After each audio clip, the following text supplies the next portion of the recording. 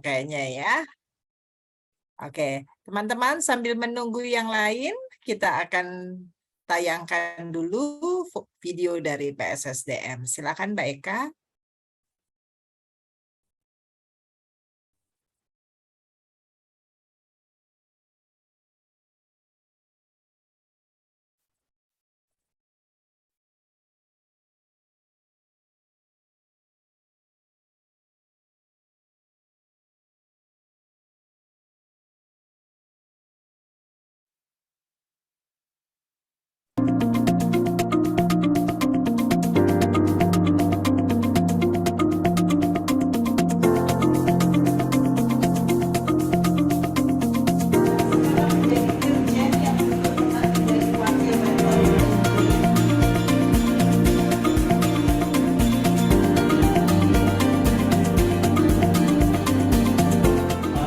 Bukannya lagi menyombongkan diri atau segala macam, saya diawali hidup cuma dipesakan kontrakan 1 bulan 150.000 bulan apa.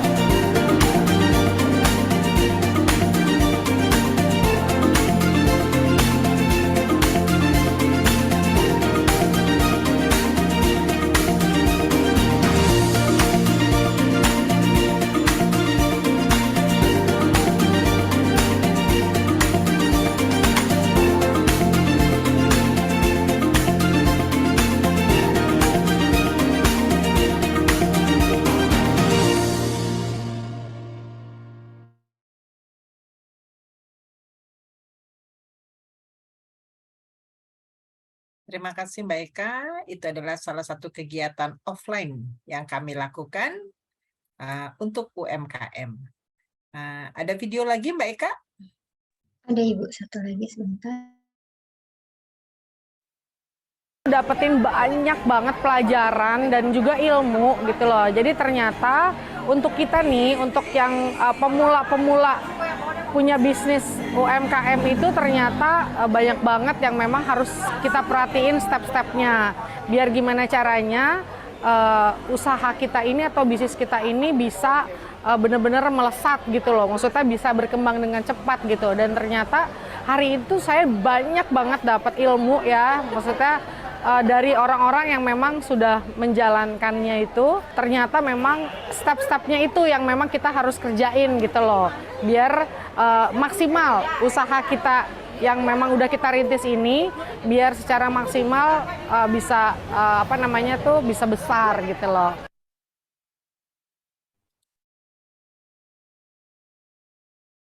Baik, Mbak Eka ada lagi? Itu saja Ibu. Oke, terima kasih Mbak Eka. Teman-teman, sekali lagi Assalamualaikum warahmatullahi wabarakatuh. Jumpa lagi dengan PSSDM yang didukung oleh PT Jamkrindo yang mengadakan seminar online untuk UMKM, tepatnya dengan topik Business Plan for UMKM.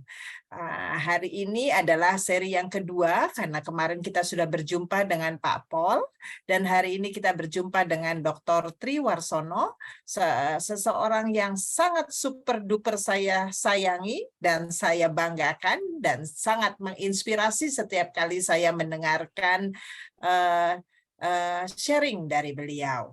Saya Kapri Anjaya, hari ini juga akan menjadi moderator pada malam hari ini. Jadi teman-teman jika ingin nanti bertanya, boleh melakukannya pada kolom chat. Mbak Eka bisa melihat PowerPoint saya? Sudah terlihat Bu. Oke, sip. Oke, sambil menunggu yang lain, mungkin yang lain masih dalam perjalanan. Ini karena yang mendaftar ini sudah sampai 60, cuma mungkin sekarang belum semuanya kumpul. Jadi kita sambil menunggu, saya akan memberitahukan teman-teman dulu tentang Pusat Studi Sumber Daya Manusia. Bagi teman-teman yang kemarin belum hadir, mungkin ini adalah sebuah pengulangan, tapi katanya kalau tidak kenal maka tidak sayang. Oke, teman-teman, jadi pendiri dari Pusat Studi Sumber Daya Manusia adalah teman-teman saya semua, yaitu dari UNJ, Universitas Negeri Jakarta. Kami adalah lulusan dari UNJ, Dr. Triwarsono juga lulusan UNJ. Pada waktu kami mengambil doktor, kami berniat untuk bagaimana kalau kita mendirikan sebuah pusat studi untuk membantu teman-teman untuk memperbaiki sumber daya yang ada. Jadi pendirinya adalah ada almarhum Dr. Fahmi Idris, beliau adalah mantan Menaker Trans, Profesor Mahmudin Yasin, beliau adalah mantan dari Wamen BUMN, Profesor Dr. Bejo Suyanto, mantan dari Rektor Universitas Negeri Jakarta, dan almarhum Profesor Dr. Mukris Erludin, mantan dari Inspektorat Kemendikbud. Nah, ini adalah kami bertemu pada saat di UNJ karena kami memiliki misi untuk mengaplikasikan ilmu yang kami punya untuk mengembangkan SDM di Indonesia sehingga siap menghadapi globalisasi dan tantangannya. Nah, tentunya ini tidak mudah. Kami memiliki 6 program. Program pertama adalah kami memiliki lembaga sertifikasi profesi P1 SDM yang dimana kami bekerja sama dengan BNSP, Badan Nasional Standar Profesi, yang dimana kami ada marketing, humas, ada menjadi guru, bahkan jadi kepala sekolah. Ini ada lembaga sertifikasi profesinya yang diakui. Kemudian juga kami mengembangkan sebuah manajemen konsultan pengembangan manajemen pendidikan, banyak beberapa sekolah yang kita tangani. Kemudian kami juga aktif dalam memberikan konsultasi untuk manajemen UMKM itu sendiri, yang dimana Pak Tri juga salah satu aktornya dalam memastikan manajemen UMKM kita menjadi lebih baik. Kami juga memiliki lembaga training dan coaching. Di sini yang paling aktif adalah Pak Tri dan saya dan juga teman-teman dari yang lain. Kemudian kami juga ada penelitian, ini ada Dr. Zahara, Profesor Endri yang benar-benar menggeluti tentang penelitian, dan terakhir kami juga mengembangkan penerbitan buku, yang dimana buku-buku ini diterbitkan oleh PSSDM. Hari ini seperti biasa kami juga akan membagikan 3 buku untuk 3 penanya pertama. Mudah-mudahan teman-teman yang kemarin beruntung juga bisa beruntung lagi hari ini. Mohon pertanyaannya yang berkaitan dengan apa yang disampaikan pada sore hari ini oleh Dr. Triwarsono. Nah, teman-teman, kami juga aktif, PSSDM aktif bekerja sama dengan IC, sebuah komunitas pendidik Indonesia dan kelas kreatif, yang dimana kita berkolaborasi setiap sebulan sekali mengadakan webinar yang biasanya tentang digital tools atau tentang collaborative learning. Jadi teman-teman nanti bisa mengecek dari YouTube dari PSSDM ataupun YouTube dari IC sehingga bisa belajar dari apa saja webinar yang telah kami adakan. Tentunya kegiatan ini atas kerjasama kami dengan Jamkrindo, yang dimana Jamkrindo menjadi gold sponsor dari acara malam hari ini. Nah, teman-teman, jika ingin meminta sertifikat, kami bisa dengan ada tambahan dana sebesar 50.000 dengan kode 78. Tapi kalau teman-teman ingin gratis, teman-teman yang mahasiswa dapat mendapat e-sertifikat secara gratis jika menulis apa yang didapat dari sesi hari ini dan dibagikan via Facebook atau Instagram ataupun di blognya dengan menambahkan hashtag PSSDM, hashtag UMKM, hashtag Jamkrindo, hashtag Triwarsono, dan IG dari @PSSDM konsultan.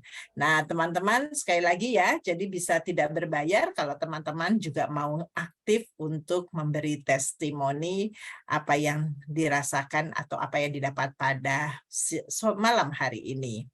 Nah, teman-teman, untuk supaya lebih jelas untuk nanti biar bisa dapat sertifikat, teman-teman tolong absensi virtual diisi. Mbak Eka akan memasukkan dalam kolom chat. Dan tentunya di akhir acara kami juga berharap teman-teman memberikan feedback buat kami sehingga kami bisa menjadi lebih baik lagi dalam memberikan seminar. Tentunya sudah tidak sabar lagi untuk mendengarkan dari narasumber kita hari ini. Nah, Pak Tri ini adalah doktor dari Universitas Negeri Jakarta, di bidang manajemen sumber daya manusia dengan portofolio yang sangat ngampuni karena mampu memberhasilkan SDM di berbagai bidang yang disenangi, dan tentunya beliau sangat berpengalaman di bidang pengembangan kualitas organisasi, manajemen, dan SDM. Nah, Dr. Tri Warsono ini terus semangat belajar hingga memiliki berbagai sertifikasi, diantaranya sebagai instruktur utama, Certified International Leadership Trainer, ini dari Ken Blanchard, Certified dari Master Trainer from BNSP Indonesia, Certified International Trainer NLP dari Florida, dan Certified International Ericksonian Coach di tahun 2013. Wow, hebat sekali ya, makanya tuh namanya di belakangnya udah ada MM, udah ada CTNLP, udah ada CHT, itu nanti mungkin ada apa lagi saya banyak sekali ya, karena Pak Tri itu adalah sosok narasumber yang terus mau belajar. Beliau juga tidak hanya terus belajar, tapi beliau juga memiliki banyak pengalaman, khususnya di Human Capital Management, Organization Development Practices in multinational companies and national companies for more than 30 years. Jadi pengalamannya sudah hampir bukan hampir ya, sudah lebih dari 30 tahun. Waduh, ini kalau umur saya ini kalau umurnya masih 50-an berarti dari 20 ya, karena Pak Tri itu awet muda ya, jadinya mungkin ya dari umur 20 udah kerja nih ya. Beliau juga adalah konseptor dari MBO3, Management by Objective, yaitu Output and Outcome. Wah, ini sesuatu yang baru sekali ya. Ini adalah sebuah innovative model of management based on the principle of human capital. Nah, kalau nanti tertarik dengan Pak Tri, tentunya ini bisa di copy ya, supaya nanti bisa ada nomor teleponnya Pak Tri, ngobrol-ngobrol, dan mungkin juga bisa email-emailan ke Pak Tri. Ya, oke, tidak sabar ya teman-teman. Tentunya sekali lagi saya akan men-stop sharing saya supaya Pak Tri bisa mempersiapkan diri, dan tentunya teman-teman yang ingin ingin mendengarkan webinar ini mohon bisa interaktif, sehingga mungkin kalau ada pertanyaan boleh tunjuk tangan ataupun nanti menulis di chat jika ada pertanyaan. Oke, begitu Pak Tri, monggo Dr. Tri Warsono, silakan. Terima kasih Bu Kapri. Assalamualaikum warahmatullahi wabarakatuh. Waalaikumsalam. Salam sejahtera untuk kita semua, luar biasa. Saya selalu kagum dengan Bu Kapri, itu memang tipe sales banget gitu loh. Jadi bungkusnya itu enak banget, apapun dibungkus jadi indah sama beliau gitu kan. Padahal isinya ya gitu-gitu aja sebetulnya. Cuma begitu dibungkus, kemasannya bagus, waduh udah deh. Orang bisa tertarik karena bungkusnya tadi sebetulnya. Oke. Baik, terima kasih PSSDM yang luar biasa. Saya sejak PSSDM berdiri, saya tetap akan berada di sana karena saya menyukai dengan studi pengembangan SDM Indonesia. Di mana-mana saya selalu akan membawa misi itu untuk lebih baik lagi. Maka saya akan selalu mencari cara menciptakan metode baru. Yang terakhir adalah MBO 3 tadi itu ya, MBO 3. Itu adalah dulu meneruskan ciptaannya dari Pak bukunya lupa saya. Dari situ saya terusin aja pokoknya intinya supaya pas dengan digunakan dengan sekarang. Oke. Nah, sekarang ini saya ditugaskan oleh Bu Kapri untuk satu topik namanya business plan, merencanakan bisnis. Boleh besar, boleh kecil, silahkan. Sampai saya malu tadi videonya itu. Itu adalah UMKM saya. Jadi saya bukan hanya bisa bicara, tapi saya juga mempraktekkan bicara saya. Saya adalah pelaku UMKM. Tadi yang ambil video yang pertama itu di tempat saya itu. Saya kaget juga. Kagetnya satu, loh kok tempat saya? Dan nggak mohon izin lagi. Aduh, ya wes nggak apa-apa deh gitu. Karena PSSDM apa namanya keluarga saya, ya nggak apa-apa gitu. Coba pembicaranya satu sahabat saya itu sudah meninggal karena COVID ya, yang itu. Oke, baik. Itu adalah kuliner, sampai sekarang masih ada. Dan sesuai dengan apa yang saya rencanakan, tempat makan itu, jadi bukan hanya tempat makan, tetapi tempat untuk kalau ada nikahan, kalau ada catering. Nah, sekarang ini sedang ada catering 350 per hari, jadi kita betul-betul mengerahkan cukup banyak tenaga kerja. Kemudian tempat nikah beberapa kali untuk kelas menengah ke bawah ya tentunya gitu. Dan open air, jadi yang datang pasti ya lebih nyaman daripada di gedung karena sekarang COVID lebih naik lagi. Oke. Nah, itu sesuai dengan bisnis plan kami. Jadi merencanakan seperti itu. Nah, kami akan cerita nanti. Oke. Baik, saya langsung aja men-sharekan apa yang saya siapkan. Oke. Teman-teman sekalian, luar biasa. Saya sangat bahagia saya bisa berbagi ilmu di sini. Apa sih gunanya bisnis plan? Apa sih perencanaan usaha? Oke. Jadi kalau kita mau memiliki usaha apapun, mau yang kecil, mau yang besar apalagi, itu sebaiknya kita punya rencana bisnis ke depan seperti apa. Supaya kita bisa memetakan. Jadi ini ilmu yang saya kembangkan, segala sesuatu yang bisa kita petakan, maka kita bisa mengevaluasi perjalanannya nantinya. Bahkan kita tahu di depan akan ada tantangan-tantangan apa. Maksudnya tantangan itu bisa finansial, bisa kemampuan diri kita, banyak sekali. Kita bisa membayangkan ke depan tantangannya seperti apa. Jadi ada orang yang mau bikin bisnis langsung aja, yang penting bikin untung-untungan gitu kan. Nah, tapi apakah kalau kita memiliki bisnis plan dijamin berhasil? Nggak ada jaminan itu, tetapi minimal meminimalisir kegagalan itu saja. Loh Pak, misalnya saya orang Jogja, di Jogja itu kan ada gudeg yang sudah terkenal sekali. Mereka nggak pakai bisnis plan tuh. Nah, itu dia. Tapi terkenal, orang pada berbondong-bondong, antri, nggak pakai bisnis plan gitu. Nah, di situ sebetulnya mereka tanpa sengaja mendapatkan tempat yang bagus, mendapatkan customer yang bagus. Nah, kemudian pas enak, nyaman tempatnya, nah mereka akan dari mulut ke mulut itu adalah cara bisnis itu berkembang tanpa bisnis plan. Nah, bisa juga seperti itu, ya. Tapi kita yang lebih tahu, why not kita menggunakan bisnis plan? Itu sederhana sekali ya. Contoh lagi misalnya, saya pernah ke sana, namanya Warung Tuman kalau nggak salah, itu di dekat BSD sana, tempatnya ke dalam, dekat kuburan lagi, dan juga nggak ada atapnya, kita betul-betul di kebun. Begitu gerimis ya bubar gitu kan, mesbar gitu. Tapi banyak sekali yang makan di sana. Nah, sebetulnya bukan tempatnya memang enak, tapi makanannya yang paling enak di situ, ya. Mangut, nah, mangut ikan pari itu. Nah, itu yang terkenal di sana. Nah, saya senang, saya selalu ke sana kalau pas pengen minggu gitu, ramenya bukan main. Hari biasa tambah rame lagi, kebanyakan orang-orang kantor gitu kan di situ.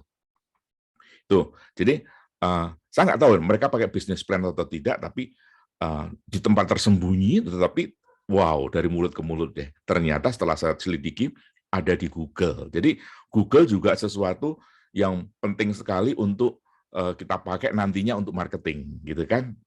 Semuanya dapat dari Google. Misalnya cari tempat makan yang desa, nah ketemu itu. Satu lagi tempat makan yang bagus banget, yaitu di Tangerang sana. Itu adalah ngambil ikannya di sungai, ya. Ikan apa itu namanya? Ya ada, dan banyak sekali yang datang di sana. Padahal nggak bagus-bagus amat tempatnya ya, di pinggir sungai dan kita bisa melihat sungainya dan seterusnya dan ngambil dari situ ikannya gitu kan. Nah, jadi apakah itu menggunakan business plan saya nggak tahu gitu kan. Tetapi ternyata orang datang ke sana itu dari Google gitu kan. Dan mereka tinggal Google aja dan juga dari ada iklannya, ada apa namanya? Ada artikelnya waktu itu saya lihat ya. Nah, oke, tapi sudah muncul dulu, yang penting enak dulu, oke. Nah, yang paling penting itu saya pernah kebetulan tempat usaha saya si resto itu sudah pernah ya beberapa kali didatengin artis lah. Salah satunya tokoh datang ke situ, saya cuma nanya, Pak, ada saran nggak Pak supaya ini berkembang? Ya cuma satu, Bapak kan buka restoran, iya, cuma makanannya harus enak, udah itu aja. Nggak, yang lain-lain nggak perlu. Yang lain kalau ada tambahnya oke lah, tapi yang paling harus enak. Karena ada restoran, dah gitu. Wow, ya sudah di situ berarti saya harus memunculkan rasa-rasa yang di atas standar lah gitu. Oke, good. Sehingga saya harus turun tangan, ya masak saya, gitu kan? Masak, oke. Hobi di situ, saya suka sekali. Oke, nah sekarang apa fungsinya business plan? Begini. Oke. Oke. Nah, apa sih bisnisnya? Business plan itu merencanakan usaha. Kalau kita mau usaha, atau mungkin mau membranding ulang, ya kita menggunakan business plan. Sudah ada usahanya, tapi kita mau branding ulang. Oke. Alat bantu untuk menentukan visibilitas usaha. Jadi visibilitas itu kalau ke depannya itu memungkinkan gitu loh, dari bayangan kita dulu memungkinkan atau tidak, ya harus kita bayangkan yang usaha yang akan dijalankan dalam kondisi pasar yang ada atau pasar ke depannya, ya itu dia. Kemudian acuan atau guidance bagi pelaku usaha untuk mengordinir aktivitasnya. Nah, biasanya gini, kalau ada orang yang mau membuka usaha, ya usaha itu udah terhambat oleh mindsetnya sendiri. Nah itu dia. Contoh, aku mau bikin usaha, tapi kan aku nggak bisa jualan. Nah itu dia. Satu. Yang kedua, aku pengen bikin usaha, tapi aku nggak punya modal. Nah udah terhambat di situ kan. Oke. Aku pengen usaha, tapi tempatnya nggak bagus. Nah, itu udah kena dulu. Jadi semuanya ada di sini semua, udah hambatan. Saat ini saya sedang membantu seseorang, masuk juga tempatnya, okay. Ada gang masuk, nah di situ ada halaman luas sekali, kebunnya bagus banget. Dia nanya ke saya, Mas Tri, bagus nggak ini kalau kita bikin garden resto gitu? Bagus sekali Mbak. Gimana? Iya, tapi saya nggak punya dana untuk membangun itu. Mbak, jangan gitu caranya berpikir. Nggak perlu dana. Nah, ini belum masuk ke business plan. Loh, masa bisa? Bisa. Gampang banget. Caranya gimana? Gampang, Mbak. Ini potensinya luar biasa. Cari aja investor. Gitu loh ya. Terus nanti dananya dari mana? Ya dari investor semua. Loh, caranya gampang banget. Ini udah bagus. Tempatnya bagus, parkirnya luas banget, tinggal datang ke sini kita negosiasi. Mau nggak usah di sini? Yuk, nggak perlu kita invest bangunan besar-besar. Silahkan bikin seperti ya kayak pakai tenda tapi tenda yang kuat gitu loh. Nah, gitu kan. Nah, habis itu ya silahkan kamu danai aja. Nah, nanti kita bagi hasil. Selama berapa tahun? 10 tahun, 5 tahun, silahkan. Saya nggak ada dana loh ya, silahkan kelola. Nah, enak kan? Loh, jadi nggak pakai dana kita, nggak usah gitu. Nanti kita bisa jualan minta sedikit aja, yang penting jualannya tidak mematikan usaha dia. Sedikit minta lapak sedikit untuk kita jualan apa. Enak kan? Nah itu. Jadi kadang-kadang mindset kita itu sudah kita bombardir dengan sesuatu yang menghambat kita. Padahal banyak sekali solusinya gitu. Terus nanti dari situ kita bisa berkembang mau ngadain apa, acara apa di situ luar biasa. Karena bagus banget potensinya gitu. Sangat bagus, luar biasa. Ini sedang diskusi ini kayak gini-gini. Nah, dia sedang mikirin ke keluarganya. Nanti datang ke situ baru saja bikin business plan. Oke. Tujuannya hanya pada saat melihat ke depan tantangannya apa yang akan ada, apa yang akan kita solusi apa yang diperlukan. Gitu. Oke. Kemudian ada juga fungsinya adalah tool bagi pelaku usaha untuk memperoleh dukungan pendanaan. Nah, ini dia. Kita itu kadang-kadang memang perlu investor atau pemberi dana, penunjang dana. Pasti mereka akan nanya bisnis plan-nya mana, itu dia. Dan mereka kan analitik sekali. Oh ya, oke, ini visible nih, bagus sekali. Keuntungannya gimana? Wah, oke, baik, aku mau keuntungannya segini nih. Nah, dari mana dia mau memutuskan mau atau tidak? Nah, nanti akan ada prosesnya, gitu. Jadi ini fungsi utama dari business plan, sesuatu yang akan kita capai. Kalau kita nggak punya ada di sini, ya repot. Kita lantas untung-untungan aja. Nah, zaman sekarang yang persaingannya luar biasa, mau main langsung aja pasti akan ada hambatan. Bisa juga sih langsung berhasil. Apakah ada? Nah, saya belum menemukan yang langsung berhasil.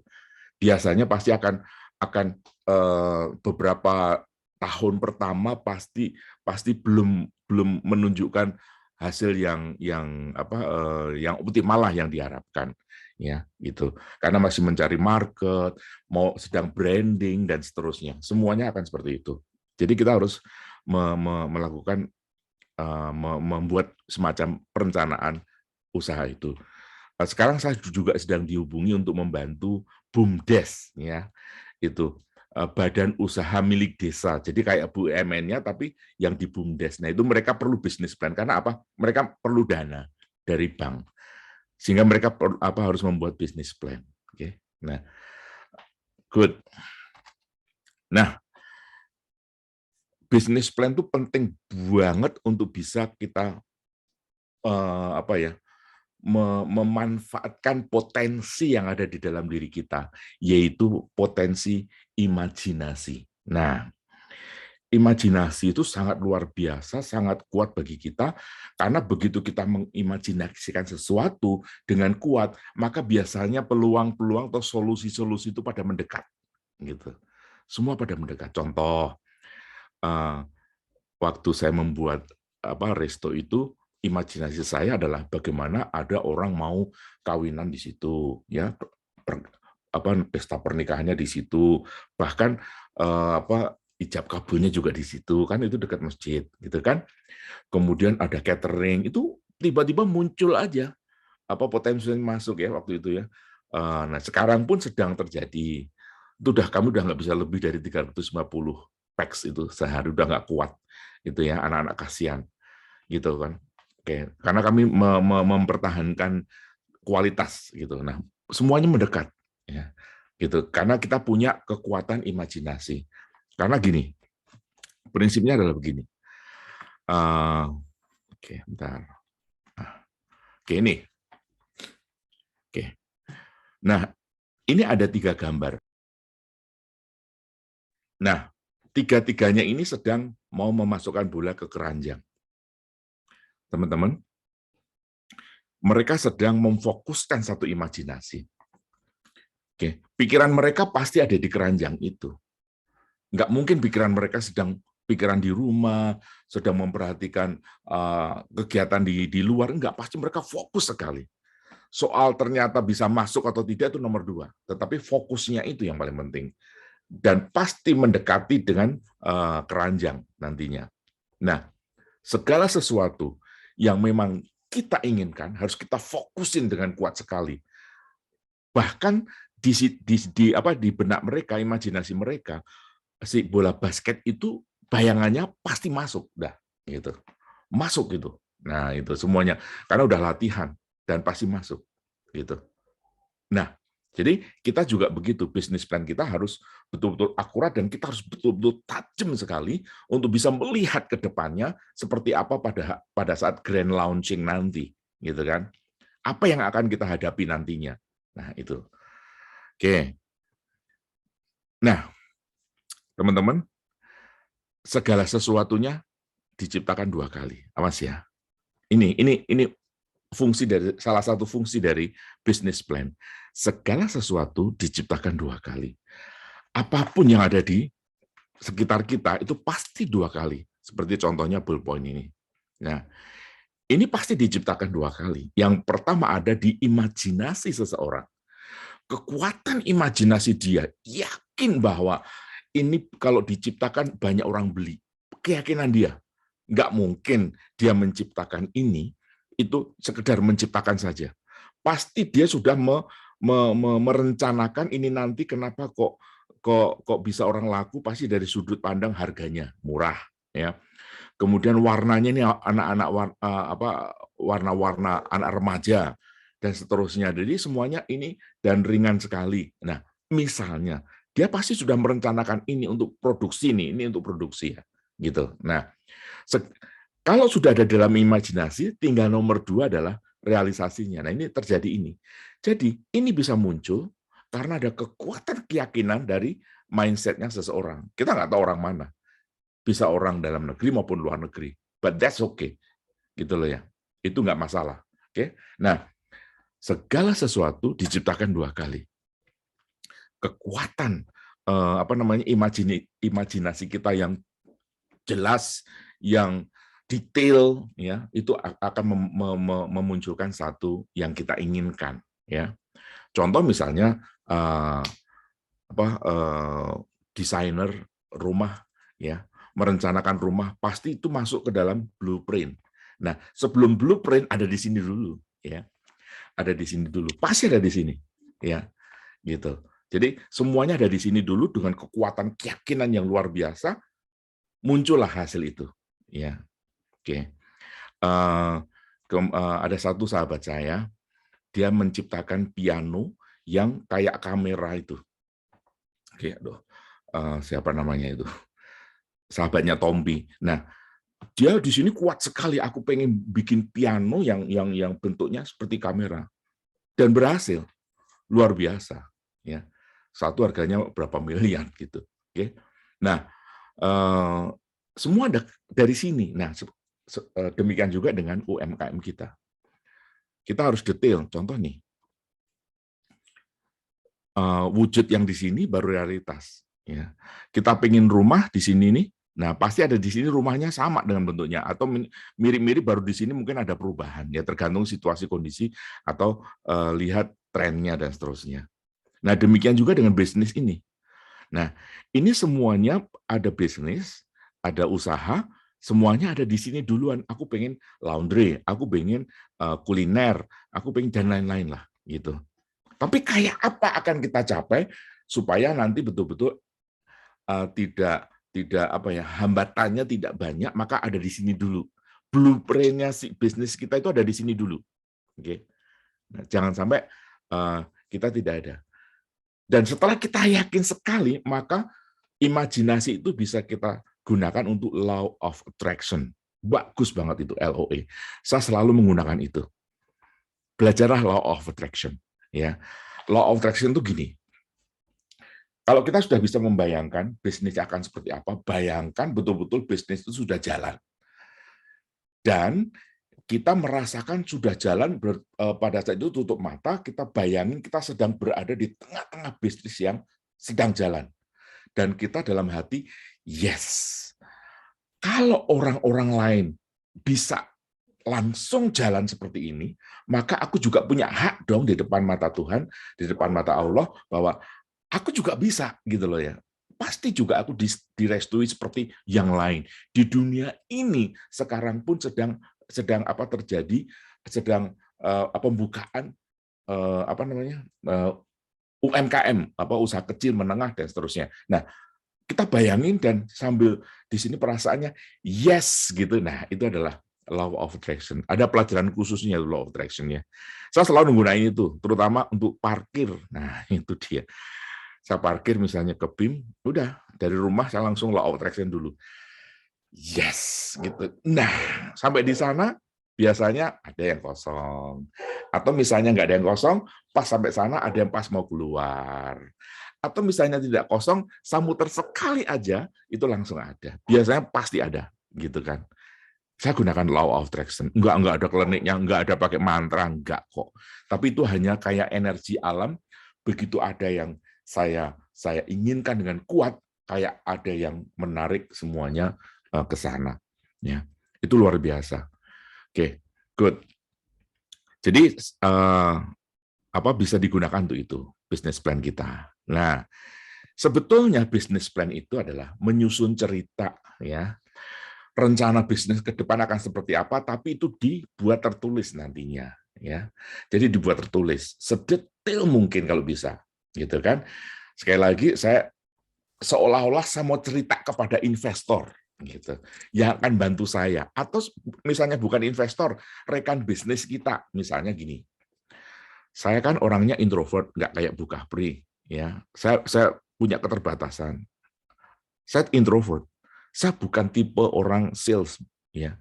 Bu Kapri tipenya sales.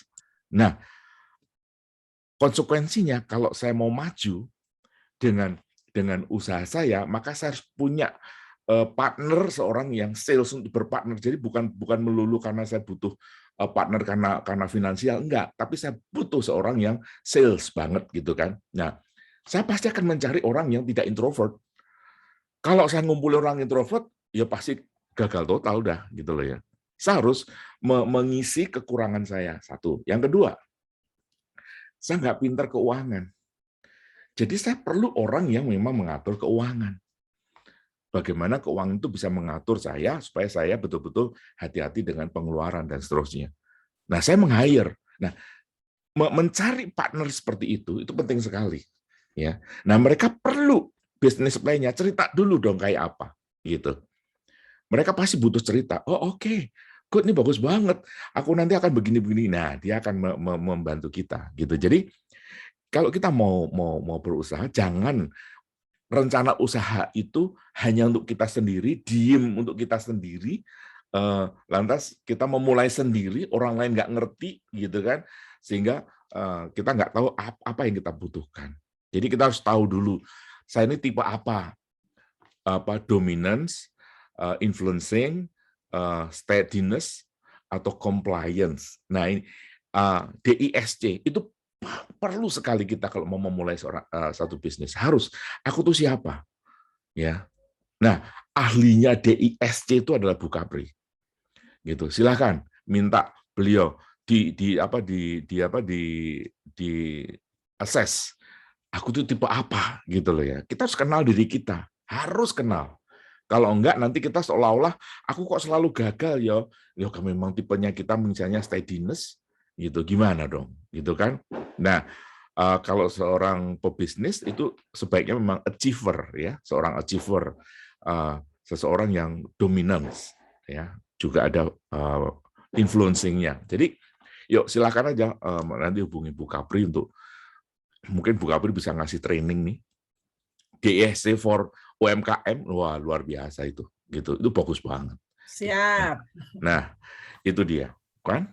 Muncul kan? Oke, baik. Oke, jadi sekali lagi kita perlu business plan untuk menggandeng partner kita yang memang merupakan keterbatasan kita yang saya tidak memiliki itu, gitu kan? Nah, jadi yang pertama biasanya saya hanya untuk penyandang dana, biasanya butuh dana dan dia pasti butuh cerita dulu. Nah, kitalah yang harus menyusun cerita ya. Dan nanti penyandang dana akan memutuskan iya atau tidak tergantung apakah itu menguntungkan, apakah itu aman, apakah itu mudah. Nah, itu aja deh ya.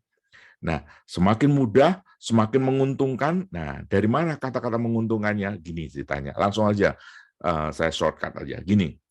Begitu kita presentasi, dia mau invest misalnya 10 miliar, misalnya aja 10 miliar. Keuntungannya hanya 3% per bulan, pasti ogah. Udah. Pasti. Setelah kita presentasi, dihitung, dan semuanya ada hitungannya, baru kita ngomong bahwa setiap bulan Bapak 3%, Pak. Ini sudah jauh lebih tinggi daripada deposito, Pak. Deposito itu setahun aja mungkin hanya 8% itu yang tertinggi. Dan dibagi 12 kan nggak sampai 3%. Bapak 3% loh, tetap ogah. Gitu loh ya. Karena pasti orang yang punya duit itu menginginkan minimal itu sebulan itu harus 10%. Nah, itu dia. Nah, jadi harus seperti itu. Nah, bagaimana kita caranya? Ini salah satu target kita juga, gimana caranya mendapatkan cerita bahwa keuntungannya nanti akan seperti itu. Biasanya nanti pasti akan lari ke pemasarannya dan penjualannya. Nah, itu dia. Oke, good. Nah, jadi mulai dari ingin berbisnis, ide bisnis. Kemudian barusan saya cerita keterbatasan diri, kita perlu partner gitu kan. Kita pasti butuh orang-orang yang kreatif, keuangan, sales semuanya. Rencana solusi ke depannya bagaimana nanti kita pikirin. Rencana keberhasilannya seperti apa nanti kita pikirin ke depan. Jadi oke. Jadi kita sekarang tahu bahwa kalau kita jalan ke ya pokoknya jalan ke mana-mana, kalau ada gedung tinggi, ada bank atau ada apa, itu pasti ujung-ujungnya bisnis. Pasti tujuannya adalah keuntungan. Pasti itu. Nggak mungkin mereka tujuannya ini adalah demi untuk mendukung pembangunan. Alah bullshit itu. Oke. Nggak. Pasti itu ujung-ujungnya keuangan. Kok tahu begini? Coba deh. Tahun ini misalnya turun keuntungannya, pasti marah-marah. Berarti kan bukan untuk yang lain-lain. Hanya untuk keuntungan. Itu aja. Coba. Kalau misalnya itu lembaga sosial, ya enggak ada keuntungannya sama sekali. Yang penting ada uang bantuan masuk, yang penting cukup untuk makan, dan seterusnya. Ya. Nah, jadi sebetulnya apapun yang terlihat di depan kita, di mana-mana, itu adalah media untuk menghasilkan uang. Jadi misalnya ada bengkel, itu sebetulnya media karena dia mampu perbengkelan, dia buka bengkel, media untuk menghasilkan uang. Jadi sebetulnya intinya bagaimana caranya menghasilkan uang. Ada uang masuk. Nah medianya apa? Tergantung kita. Sebaiknya memang medianya itu adalah sesuatu yang kita kuasai. Jangan sampai media itu media untuk menghasilkan uang itu sesuatu yang tidak kita kuasai. Kenapa? Kita akan kerepotan untuk mengendalikan kualitasnya karena kita nggak mampu, kita nggak tahu apa yang kita jalankan. Dan kita bisa dikerjain staf kita. Contoh bengkel. Saya nggak pernah nih bikin bengkel servis motor karena saya nggak tahu, nggak ngerti sistem kerjanya mesin itu. Nah, yang tahu adalah staf saya atau teknisi saya. Mereka lebih pinter. Kalau mereka melakukan sesuatu yang salah, saya nggak tahu. Gitu loh. Nah, itu. Nah, itu sebetulnya solusinya. Jadi kita harus tahu sebetulnya apa yang kita kan mau berbisnis, medianya apa? Bisnis kan ujung-ujungnya adalah bagaimana mendapatkan income yang sebanyak-banyaknya. Medianya apa? Tergantung apa yang kita mampu di situ. Nah, kebetulan saya suka kuliner. Nah, saya tahu, oke, yuk, medianya adalah kuliner itu. Oke. Satu lagi misalnya saya suka mengajar trainer kayak gini ini, ya medianya ini. Ini juga salah satu bisnis saya, gitu kan? Medianya itu, ya. Oke. Nah, jadi teman-teman yang hadir di sini bisa menentukan aku apa ya medianya ya dan seterusnya. Atau misalnya kita nggak punya media itu, cari sahabat yang punya media itu, yuk mau nggak gini, ya gitu. Baru kita ajak kerjasama, gitu kan? Itu bisa juga, gitu. Tapi jangan sampai kita itu memiliki bisnis, tapi kita nggak ngerti media itu tidak kita kuasai. Oke, saya punya perusahaan dan perusahaan itu di bidang manajemen sumber daya manusia. Loh, memang itu kerjaan saya. Nah, saya membuka usaha itu, oke, alih daya. Nah, saya tahu undang-undang yang mendukung itu saya tahu sekali. Anak buah saya mau ngomong apapun saya ngerti gitu loh. Ini benar atau salah, saya ngerti semuanya. Jadi memang harus begitu. Oke. Nah, Jadi memilih untuk kalau kita memulai mau UMKM yang besar, yang kecil-kecil, atau yang langsung besar, boleh silahkan, tapi medianya sebetulnya itu adalah alat untuk menghasilkan, memasukkan income, ya, financial income untuk kita. Jadi sekali lagi, semua yang kita lihat itu adalah untuk financial income, oke? Kecuali yang sosial, kecuali yang BUMN atau apa lembaga pemerintah, mereka adalah pelayanan masyarakat, beda sekali itu. Ya, oke. Jadi yang tercakup dalam bisnis plan itu adalah satu, jelas produk apa yang ingin dibuat. Pasti seorang investor, calon investor akan nanya, kenapa milih itu? Nah, itu pasti pertanyaan pertama itu, ya. Karena saya pernah menjumpai itu ya, karena saya juga butuh investor, dia akan nanya, kenapa Bapak milih itu? Karena saya menguasai teknologinya. Oh, oke, good. Gimana cerita? Nah, gini.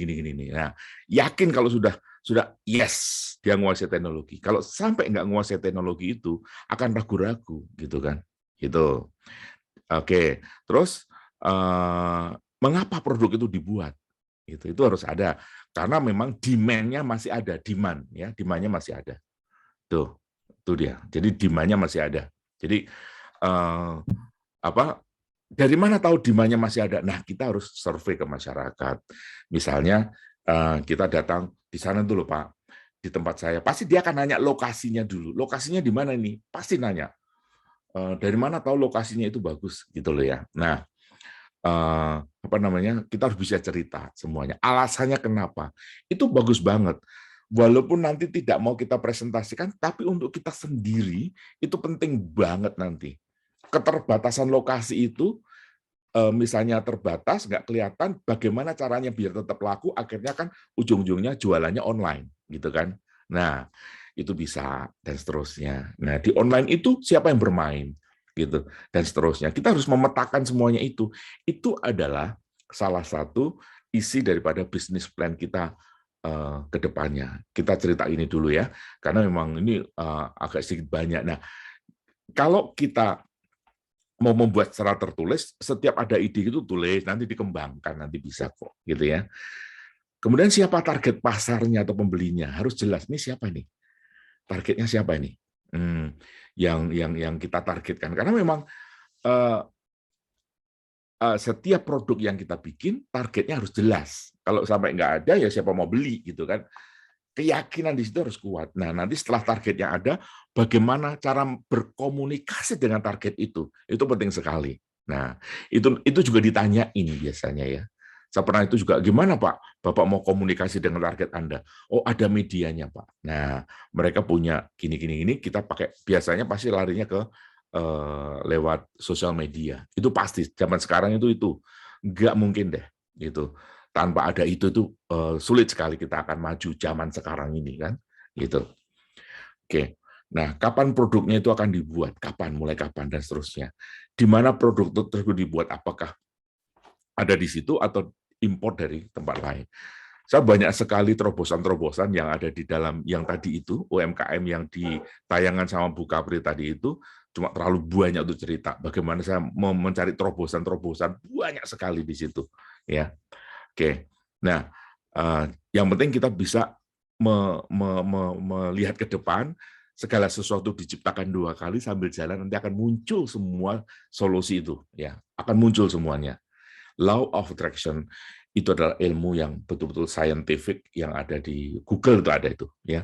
Tapi kalau lebih jelasnya lagi, memang harus ikut training ya untuk itu. Oke, jadi nanti setelah kita bisa bayangin, kita tulis dokumen tertulis untuk menggambarkan semua unsur yang relevan di sana, ya. Jadi memberikan gambar yang tidak dilakukan, yang tidak dicapai, ya. Ide usaha, konsepnya, kemudian kelayakan usaha, layak atau tidak. Nah, ini mampu untuk dijalankan atau tidak. Biasanya seorang investor akan nanya itu, gitu kan?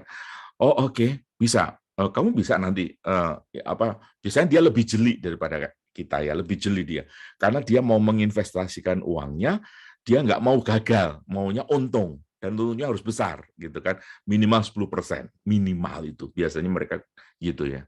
Bagaimana caranya mendapat? Berarti kalau dia minimal 10%, maka keuntungan usaha kita harus minimal 15%. Itu minimal ya. Gitu, minimal. Nah, bagaimana caranya gitu. Nah, oke, kalau di kuliner biasanya kalau makanan itu minimal keuntungan penjualan makanan itu 50% minimal itu. Ya. 50-40 itu minimal ya. Oke. Good. Jadi kelayakan itu ada kelayakan pasar. Benar nggak pasarnya? Cerita apa yang akan kita hadapi, apakah memang pasarnya masih cukup banyak yang bisa kita ambil. Namanya itu adalah segmen pasar ya. Jadi istilahnya gini, pasarnya kita sebutin, oke? Misalnya ini yang akan membeli atau menggunakan produk kita sekian banyak. Nah, berarti itu adalah segmen pasarnya. Nah, sekarang dari segmen pasar itu sudah diambil oleh pesaing berapa persen. Kuenya itu, kue bulat itu diambil pesaing sudah berapa persen. Siapa sih pesaing itu? Nah, itu dia. Pesaingnya itu siapa sih? Dan mengapa mereka membeli di mereka gitu loh ya. Nah, itu pasti ada ada alasannya kenapa membeli mereka gitu kan. Nah, setelah tahu, bisa nggak kita melebihi kualitas dari pesaing itu? Coba ceritain produknya kayak apa dan seterusnya. Ya, kita akan berat melawan pesaing kalau pesaing kita itu sudah bisa memberikan memori. Nah, itu dia. Contoh misalnya gudeg. Gudeg kalau sudah namanya gudeg siapa? Yujum, udah. Waktu di mana itu buka, Sarinah buka, yang paling laris adalah Yujum. Gitu kan? Karena apa? Memori, gitu kan? Satu memori, satu brand ya. Mungkin pada waktu dia di Jogja makan gudeg di Yujum nyaman banget. Di situ ada musiknya, di situ ada orang yang ya pokoknya nikmat lah, memorinya banyak sekali sehingga orang datang ke sana karena memori. Itu semuanya seperti itu ya. Contoh misalnya merek-merek makanan yang dari internasional yang franchise gitu. Itu pasti kita bisa tahu rasanya begini pasti gitu loh ya. Nah, gitu. Ya, jadi kalau kita mau berusaha maka pilihannya dua, mau franchise atau muncul sendiri. Kalau franchise ya otomatis kita harus membayar franchise fee-nya itu yang cukup tinggi kan. Tapi keuntungannya brand-nya sudah dikenal oleh masyarakat. Mereka dengar brand misalnya Hokben misalnya, mereka udah tahu rasanya di sini kayak apa gitu kan. Gitu. Nah, kalau seperti punya saya misalnya sekarang Dapur Teduh namanya. Nah, brand baru memang gitu kan. Makanya saya sedang memunculkan misalnya menu apa yang menjadi unggulan saya itu sop iga, sate ayam. Sate ayam itu resepnya nggak banyak orang tahu ya. Barusan ini tadi saya makan sate dari produk lain, saya nggak boleh sebutin karena itu kompetitor, dan orang suka di situ. Begitu saya makan, saya bisa ngunggulin itu, gitu kan. Cuman kan brandnya sudah menang duluan dia, gitu kan. Itu kebetulan terkenal, nah sehingga orang datang ke sana itu karena namanya masih terkenal, gitu kan. Nah, saya kan harus merangkak lagi, main sosmed lagi, dan ya sudah mulai dikenal sih, gitu kan. Oke. Sampai orang-orang makan, Pak kemurahan nih Pak, begini masa 25.000 masih kurang dong kayak gini ini. Ntar dulu deh, biarkan banyak orang merasakan, gitu kan? Oke, jadi itu juga bercerita kepada investor atau kepada orang yang mau kita ajak kerjasama sehingga orang itu yakin, oh oke, good, bagus idenya. Nah, gitu ya. 4 aspek utama yaitu manajemen produksi, sumber daya manusia, keuangan, dan market. 4 itu yang pasti akan menjadi menjadi pembicaraan di business plan, gitu kan. Nah, good. Nah, seperti misalnya produksi. Pak Tri, kamu nanti mau ngambil barangnya dari mana? Oke, dari sini, sini, sini. Kok tahu? Ini murah banget, udah deh yakin. Contoh misalnya, yuk kita langsung aja, karena saya pelaku UMKM kan, saya kan butuh ayam. Saya ngambil ayam yang termurah di Indonesia, pasti. Gitu kan. Nah, ada itu, sudah saya dapat. Di mana-mana harganya 34.000 per ekor, saya pasti dapat 33,5, 33,5 ya, 33.500. Pasti itu. Bagi seorang pebisnis itu udah lumayan bagus banget, yang penting ada selisih karena kita belinya banyak gitu kan. Jadi itu akan menentukan keuntungan. Bahkan saya jual juga di situ. Setelah saya ambil saya jual gitu kan. Nah, masih di bawah market juga sekarang, gitu. Nah, kayak gitu-gitu. Pokoknya banyak sekali kalau sudah kita masuk ke sana, apa saja bisa kita bisniskan. Ujung-ujungnya kan bagaimana mendapat income, financial income kan sebetulnya itu. Begitu kita udah nyemplung ke sana, harus serius. Jangan sampai kita tidak ngerti apa yang dilakukan di sana. Jangan, nggak boleh, harus masuk. Ada beberapa pensiunan. Nah, pensiunan karyawan, dia berusaha membuat bisnis, tapi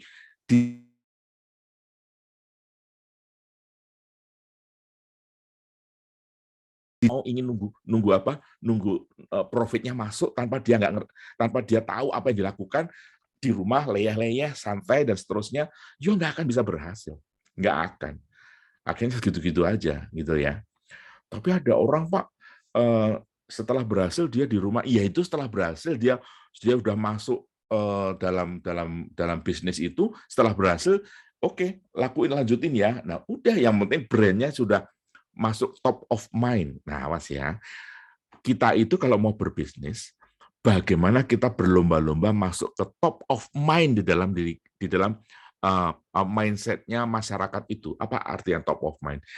Biasanya kalau zaman dulu ada tangga lagu ya. Nah, ada tangga lagu. Nah, tangga lagu itu yang ada di sini adalah orang yang paling populer yang ada di top of mind-nya dalam pikiran masyarakat.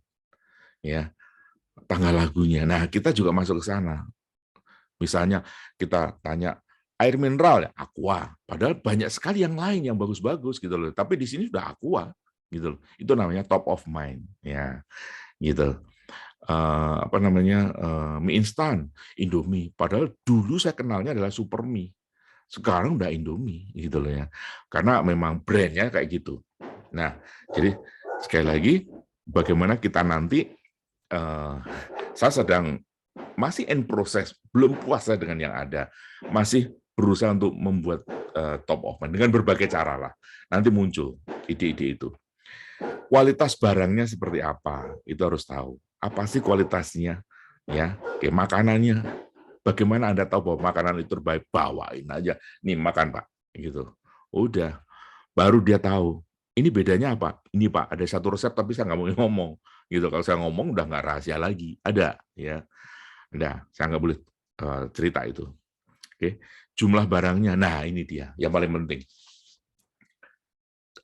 Kalau sekarang masih bisa sih. Jadi misalnya saya datang ke satu UMKM kuliner ya, saya cuma ngitung kursinya aja, gitu.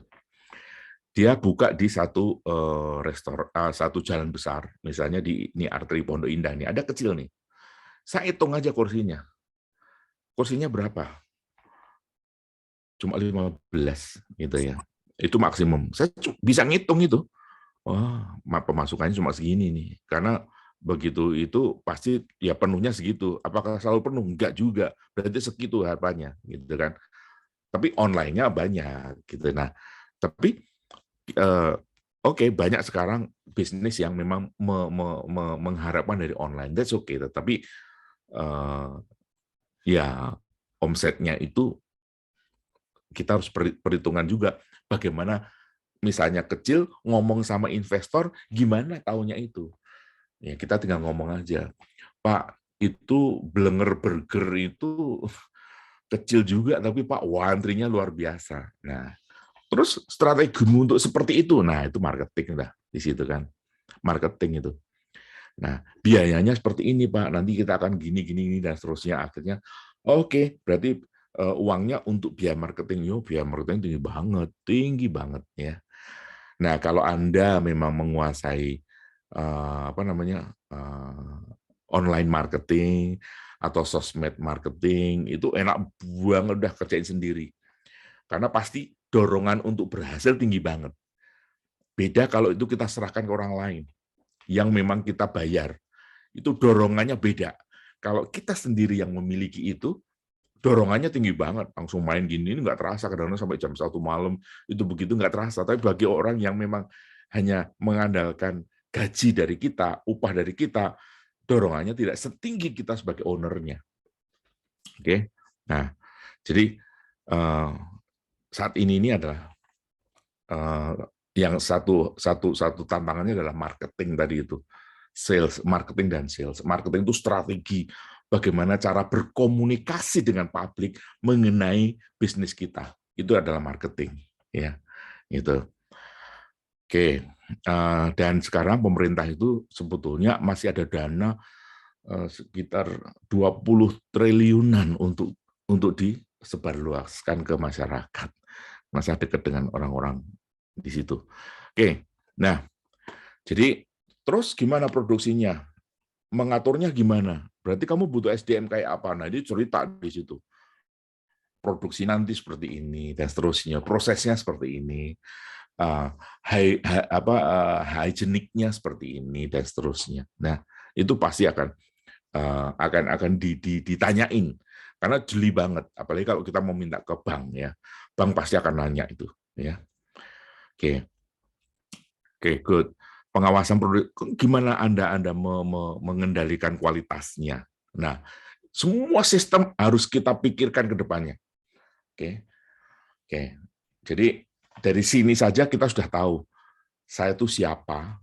Saya introvert misalnya aja. Saya introvert banget udah deh. Oke. Nah, saya butuh teman yang memang ekstrovert yang akan menjadi sales. Nah, saya ada yang memang tugasnya itu. Oke. Saya ada tim keuangan juga semuanya. Yuk, mereka harus paham sekali ini mau kemana dan tantangannya apa di depan. Nah, itu dia. Jadi saya pasti cerita sama dua sahabat saya itu pasti, dan mereka paham sekali. Oke. Akhirnya bisa jalan kok, gitu kan. Nah, jadi jangan sendiri gitu. Oke. Nah, perencanaan sumber daya manusianya juga siapa sih yang akan kita pakai nantinya, biayanya. Nah, ini hati-hati kalau sampai kita awalnya biasanya biaya tinggi banget di sini ya. Metodenya gimana, cara mengelolanya. Nah, itu kita harus jelas sekali. Nah, ini cakupan perencanaan SDM-nya seperti ini. Ini karena saya dari SDM, saya tahu banget pekerjaannya nanti begini, dia yang pegang ini, nanti yang pegang sate, bakso sama ini satu orang aja. Nah, ada itu semua udah dalam di sini semuanya ya. Oke. Yang pegang kopi, kebetulan kami sedang buka kafe ya, kopi ya, stand kopi namanya The Teduh ya. Nah, yang jadi barista adalah tunanetra ya. Ada di situ. Oke. Ya kita kadang-kadang ada sosialnya lah. Kita latih itu jadi barista. Oke, sudah bisa. Tekniknya luar biasa. Jadi pakai timer. Jadi misalnya ngisi air ada timernya. Klik 1, 2, 3, 4 langsung matiin. Udah tahu masing-masing, tinggal di situ. Kemudian ngambil semuanya udah, dan ada stikernya huruf braille ya. Itu. Nah, model manajemen kinerjanya seperti apa ya yang akan kita lakukan. Jadi pokoknya ada di situ deh, kita jangan sampai meninggalkan di situ karena kita harus mengendalikan semuanya. Nah, aspek manajemen keuangannya. Nah, kita modalnya berapa? Dari situ kan ketahuan, bisa dihitung. Nah, ahli uangnya kan ngitung, kita butuh modal awal seperti ini. Oke, yuk kita cari siapa yang bisa ngasih pinjaman. Kita datang ke orang atau datang ke bank. Kalau ke bank biasanya butuh jaminan ya, motor atau apa misalnya, ada banknya kecil ya, gitu. Nah, kita bisa datang ke biasanya teman, tapi kita harus meyakinkan orang itu bahwa ini akan bisa jalan dan seterusnya. Ya, mereka pasti minta boleh dong aku setiap saat lihat ke sana, silahkan gitu kan. Nah, biaya mungkin tanah, bangunan, alat dan lain-lain. Nah, itu akan dihitung ya. Nah, dari situ ketahuan nanti.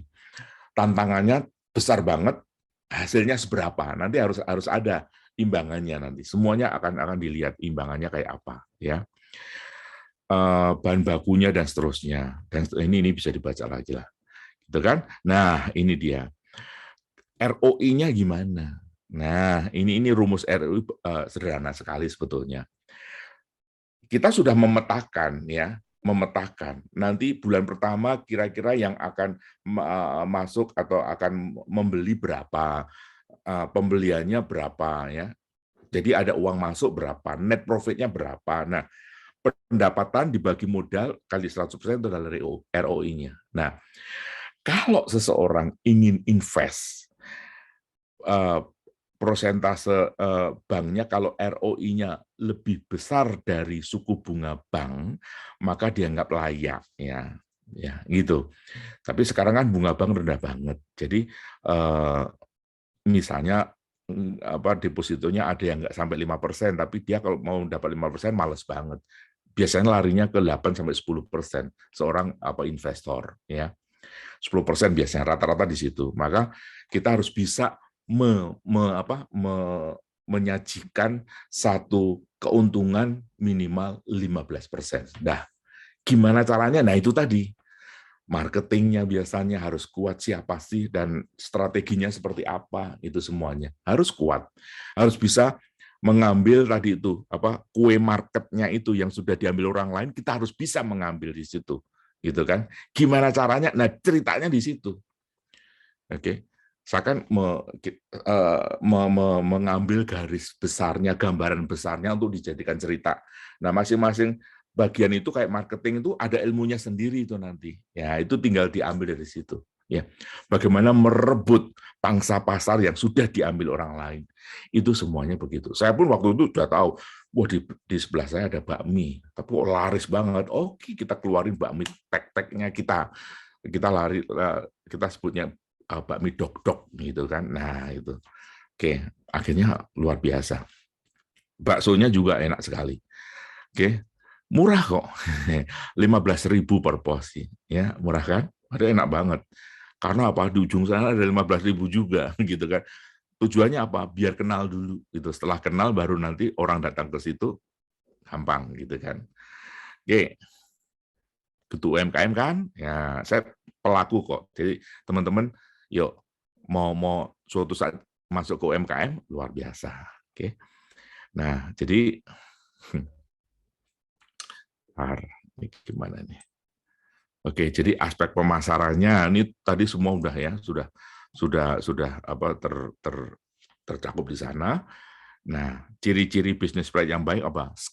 Skala bisnisnya ketahuan bahwa ini bisnisnya kecil banget, cakupannya kecil atau luas gitu. Harus tahu. Kita harus bisa menceritakan sampai sejauh mana sih market kita gitu kan, dan harapan kita, target kita, revenue-nya, net profit-nya seperti apa, gede enggak gitu kan. Oke, measurable bisa diukur enggak, caranya gimana? Nah, itu hitung-hitungannya, itu yang keuangan nanti yang pinter gitu kan. Achievable atau enggak? Nah, apa artinya achievable? Achievable itu kalau ada orang lain yang bisa sukses, ini juga pasti bisa. Jangan sampai sesuatu yang ngawang-ngawang. Belum pernah ada orang bikin itu, kita bikin, ya itu biasanya investor ogah yang seperti itu. Dia maunya achievable. Ya. Oke, harus lihat di mana, kayak siapa. Saya mau kayak itu. Oh, gede banget itu. Iya, Pak, saya memang maunya seperti itu. Oke, gimana caranya? Nah, itu dia. Dapat diandalkan enggak? Yang penting ceritanya semuanya masuk logika, ya. Batas waktunya kapan bisa mencapai ROI itu? Nah, gimana caranya? Gini Pak, bulan pertama pasti seperti ini. Kita sedang tahap ini. Bulan kedua saya harapkan saya bisa masuk ke sana, kantor-kantor atau apa. Masuk sini dan seterusnya. Oke, caranya gimana? Pak, saya kenal orang-orang di situ. Nah, biasanya mereka senang kalau saya kenal di sana Pak. Ada beberapa orang yang bisa saya hubungi. Oke. Nah, itu biasanya karena sekarang itu bisnis adalah networking, ya. Nggak bisa kita kayak nunggu orang lewat, nggak bisa, pasti networking, gitu ya. Nah, biasanya seperti itu. Good. Nah, jadi Business plan itu outline-nya adalah seperti ini. Pendahuluan tentang bidang, nama, alamat pelaku, nanti bidang usahanya besar atau kecil, ya bisa seperti itu. Situasinya tentang persaingannya seperti apa, masih mungkin nggak kita mengambil market itu, dengan cara apa? Nah, itu juga misalnya kualitasnya, rasanya, atau apa bisa ditambah. Oke. Tentang yang dihasilkan, ukuran usahanya, dan seterusnya. Biasanya semuanya ini yang akan ditanyain, gitu kan. Rencana pemasaran, rencana produksi, rencana organisasi, ya siapa yang akan jadi milik itu siapa aja sih di dalamnya situ, oke, dia siapa sih, nah itu akan ditanyain itu, gitu kan. Nah, keuangannya gimana, sumbernya dari mana, nah sumbernya dari sini Pak, makanya kurang, nah kan seterusnya. Oke, resikonya gimana, apa yang akan dihadapi ke depan. Ya Pak, resikonya kalau misalnya musim hujannya gini ya susah Pak, gitu loh ya. Oke, gimana caranya mengatasi itu? Nah, kita kan main online deh Pak, gitu. Oke, good. Nah, teman-teman, ya ini, jadi kita harus bercerita, banyak cerita mengenai ini ke depan seperti apa. Itu biasanya teman-teman atau partner kita itu butuh kita yang tahu. Kita harus pintar menceritakan itu, gitu kan. Nah, itu adalah rangkuman dari semua ilmu dari kalau kita mau membuka usaha UMKM itu. Ada marketingnya, ilmunya gimana, keuangan gimana, SDM gimana, kita rangkum. Jadi kita harus belajar masing-masing itu supaya kita bisa bercerita, dan cerita kita menarik orang untuk, bagus ini, yuk nanti aku bantu deh di sini, nih, ya, dan seterusnya. Gitu ceritanya, kita law of attraction, kemudian semuanya diciptakan 2 kali pasti. Kalau nggak ada di sini, kalau di sini masih kabur atau tidak detail, ya tidak akan bisa. Jadi di sini kita harus detail banget untuk menuangkan menjadi business plan ini. Jadi segala sesuatu diciptakan 2 kali, kita law of attraction, masuklah itu sehingga akan ada solusi-solusi yang tanpa kita duga itu muncul mendekati kita. Ya, nggak ada unsur kliniknya, nggak ada unsur mantra-mantranya, enggak, kita hanya berdoa kepada Allah gitu, pada Tuhan. Oke. Baik, itu yang bisa saya sampaikan, Bu Kapri. Bu Kapri ini sebetulnya yang luar biasa nih, saya tunggu insight-nya dari Bu Kapri. Oke. Baik, Bu. Siap, luar biasa nih Pak Tri ya. Saya nggak tahu nih teman-teman merasa mendapatkan sesuatu atau tidak, yang pasti saya banyak mendapatkan insight hari ini.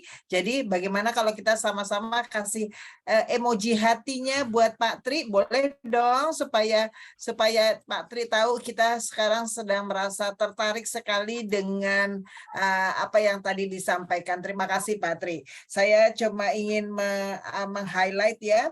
Jadi dalam berbisnis, baik itu apalagi UMKM ya, kita perlu ada perencanaan. Jadi merencanakan bisnis itu adalah sesuatu yang harus kalau kita ingin bisnis kita bisa terarah dan akhirnya bisa fokus untuk mensiasati kendala-kendala yang mungkin akan ada nantinya. Membuat rencana itu ternyata kita mulai dari ide yang kita punya, itu kita bisa lakukan, kemudian kita akan harus tuliskan rencana-rencananya, tentunya mungkin akan ada solusi ya, jadi kita udah siapkan solusi-solusi, dan mungkin kita juga harus mengidentifikasi nanti kira-kira apa keterbatasan-keterbatasan kita yang miliki, ataupun juga kesulitan-kesulitannya, sehingga kita bisa mulai mengantisipasi sebelum kita memulainya. Dan saya ingat sekali Pak Tri mengatakan bahwa kalau mau membuat business plan harus smart. Smart itu berarti harus ada scale of business, kemudian harus bisa diukur, measurable, dan harus bisa achievable. Jadi jangan mimpinya terlalu tinggi akhirnya nggak bisa tercapai. Achievable, reliable, dan memiliki time scale luar biasa. Oke, dan ini ternyata sudah ada penanya nih Pak Tri. Penanya pertama yang juga nanti ya kita akan kasih hadiah untuk 3 orang penanya pertama, 3 orang penanya. Jadi mulai dari Ibu Sherin Permata Silmi. Oke, Sherin Permata Silmi. Selamat malam, izin bertanya. Bagaimana mengembangkan bisnis dengan modal yang tidak besar, Pak?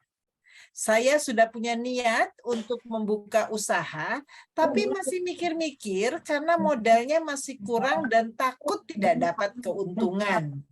Bagaimana agar saya dapat mengelola keuangan dengan baik dan sekiranya usaha apa yang sesuai dengan masa pandemi sekarang ini, tetapi dengan modal yang tidak besar. Terima kasih. Wah, ini langsung nih Pak Tri, monggo dari Sherin Permata Silmi. Ini kalau ada Mbak Sherinnya, apakah bisa di unmute? Ini masih mahasiswa atau bagaimana nih? Sudah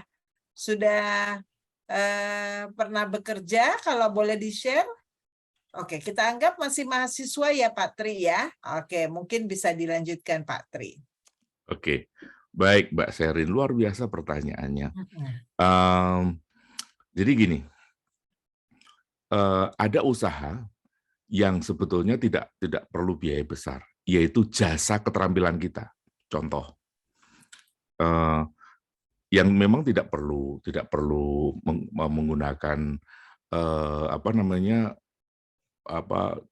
finansial terlalu tinggi. Contoh dulu siapa Bu?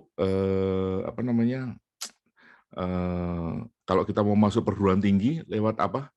Lewat Bimbingan belajar. Bimbingan belajar yang terkenal dulu namanya apa? Primagama ya. Ada Teknos, Nah, Primagama itu besar sekali kan. Nah, pemiliknya itu adalah jebolan IKIP. Jadi itu adik kelas saya. Namanya siapa itu ya? Lupa kan saya, karena saya selalu ke depan ya, saya lupa ya. Dia waktu itu hanya bertekad untuk bisa cari uang dengan kemampuan dia ngajar, gitu kan. Nah, akhirnya sedikit demi sedikit dia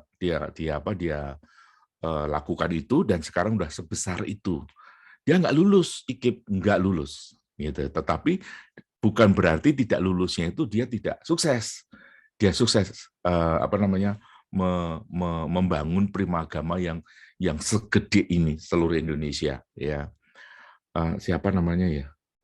Aduh, lupa sekali. Itu adik kelas saya. Oke. Nah, itu adalah tanpa modal yang besar. Kalau kita punya keahlian yang memang di bidang memberikan jasa sesuai keahlian kita, maka itu akan mudah sekali. Tapi kalau misalnya kita mau membuat satu usaha yang memang memerlukan proses produksi, nah itu dia udah mulai ada modal yang cukup besar. Tapi sekali lagi, kalau yakin dengan produksi ini akan laku, maka kita bisa cari teman yang bisa mendanai itu. Jualah dengan tadi itu, dengan bisnis plan tadi itu. Kita cerita siapa yang mau gitu ya. Yuk kita sama-sama dan seterusnya, bisa gitu kan. Jadi itu siapa Mbak tadi, Sherin. Mbak Sherin tadi, yang paling sekarang saya mau nanya aja, hobinya apa misalnya hobi saya nyanyi Pak, saya pinter nyanyi, ya bikin kursus vokal aja gitu loh. Sekarang yang namanya siapa Rio Silain, anak saya kan training vokal di situ. Dia memang hanya ngasih training untuk vokal, tapi luar biasa suksesnya, gitu kan. Jadi modalnya nggak ada, gitu. Kamu di rumah sendiri, oke. Nah di dekat situ di Kebayoran Baru. Ya, jadi yang paling mudah itu kayak Bu Kapri deh, gitu. Sekarang konsultan sekolah. Ya modalnya apa? Modalnya hanya jaringan aja, kenal sana sini, memperkenalkan diri gitu kan.